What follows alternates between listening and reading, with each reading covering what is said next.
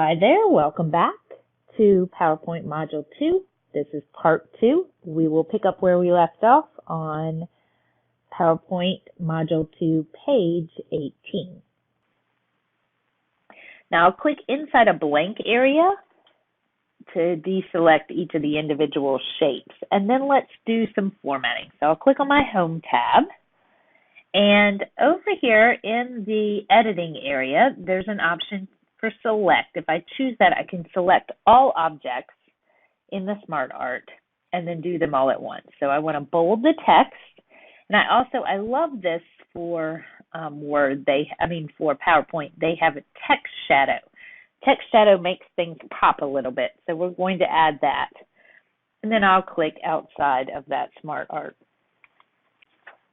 Now, once I've created SmartArt, I can also change it maybe. I don't like exactly how this one looks, but I can change it without having to retype everything. So if I click and select the SmartArt, then you'll notice I get two tabs specifically for SmartArt. If I choose on Design, so if I click on the Layouts button, I can see Layouts. And then if I click on More Layouts, I can see even more. I want to choose the List area. And then if you look in there, there is one called the Target List. So I'll click on that and click OK. And it'll automatically, without me having to retype anything, change that SmartArt into this layout. Now let me come up to the top of my slide and actually change the name of this slide, or the title of this slide. So Tips to Save Energy. All right. Now let's look at inserting a new slide. So Home tab, New Slide area. I want to select Title and Content. And then once I have added a slide, or actually any slide I can do this with, you click on a slide and you can duplicate it using the New Slide button. So if I click on New Slide, you'll see the option to duplicate selected slides. And it'll automatically copy that slide from. Okay, let's look at inserting a SmartArt graphic. If I click on slide number 4 and I look in my placeholder, I can see that there is a SmartArt graphic. I can use this to open up the SmartArt graphic window and then choose which SmartArt that I want to add. So I'm going to click on Process and find the desired layout, which is the upward arrow. I'll click that, I'll click OK, and it will insert it in my slide. Then I'll go through and add some text. Since this SmartArt isn't part of the original slide, it's actually allowing me, as soon as I click in the box, it automatically starts erasing the text and letting me put my own hourly pricing. I'll click in a blank space to deselect that. Now, I'll make sure that my SmartArt is still selected so I can apply a style. Notice that for SmartArt, I get my own tool with 2 tabs, my own Tools tab with 2 other tabs. So I'll look at my Design tab and look at my Styles area, and let's choose the Powder style. Now I'll come on down to slide number 5, and let's insert a shape on this. So first of all, this has the title and content layout for the design of this slide. But if I come on my Home tab in my slide area, I can choose slide layout and choose blank. So I start with a blank screen. I'm going to be inserting quite a few shapes here, so it's easier to start with nothing on the screen. Then if I go to my Home tab, in my drawing area, there's an option to add shapes. This same button is under my Insert tab, and in my Illustrations area, Shapes. Either way that you choose to do this, whatever makes sense to you, you can do it either way.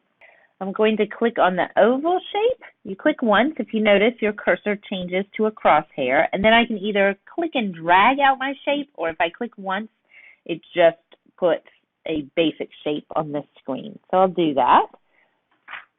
And then I'm going to come back up. Let's do it from the Home tab, Drawing area, the Shapes button, and I will choose the trapezoid in the basic shape area. So these buttons are the same. I can choose, however, if I want to do it from the Home tab or the Insert area, whatever makes sense. So Home tab, Shapes, and Curved Down Arrow. Now, if for some reason that I have inserted the wrong shape, I can always click on a shape and delete it if I need to. I can also change the shape type. If I click on a shape, there is the option on my Format tab to, in the Insert Shapes area, to choose a different shape if I need to. So that's important to know. All right, resizing shapes. So there are quite a few ways you can resize shapes. If you want to keep their proportions, so for instance, if I want to keep this proportionally looking like a trapezoid, I can hold my Shift key down, hover over the corner of the trapezoid till my cursor changes to a two-headed arrow. Click and hold down the mouse and drag out the shape. So click on the shape, hold the Shift key, click and drag out the shape. I can also use if I click on the shape, my tab specifically for that shape. So under Drawing Tools Format, you'll notice there's a size area. If I click on the More button beside the size, you'll see that right now that the aspect ratio has not been locked. That means that it will scale independently, these two sizes of each other. Usually when we do that, that's locked. But with shapes, it's not. So I can put in my own size for the width and the height. For our arrow, I am going to put in 3 for the height and 13.5 for the width. Then I'll go ahead and readjust that so it's on the slide. So 4-headed arrow, click and drag, and move it up so it's on the slide. So the oval, I'm going to make 4 inches for the height and 4 inches for the width. And then my trapezoid, 4 inches for the height and 3 inches for the width. Now, on my Home tab, in my editing area, I can choose the Select button and select all the shapes on my screen. So let's do that, and then let's apply a shape style. So I get a special tab specifically for my shapes. If I click on it for the Drawing Tools Format tab, I'll see Shape Styles. I'll click on that and take a look at what styles I have available. I want the Gradient Fill Light Blue Accent 1 No Outline style. So I'll click on that to choose it. Now let's copy and paste a shape. I'll click in the blank area on the slide to deselect everything.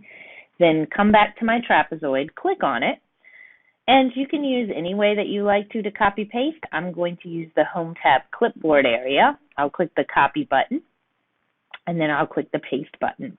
That will paste an identical trapezoid that I can then slide over to the other side of the screen.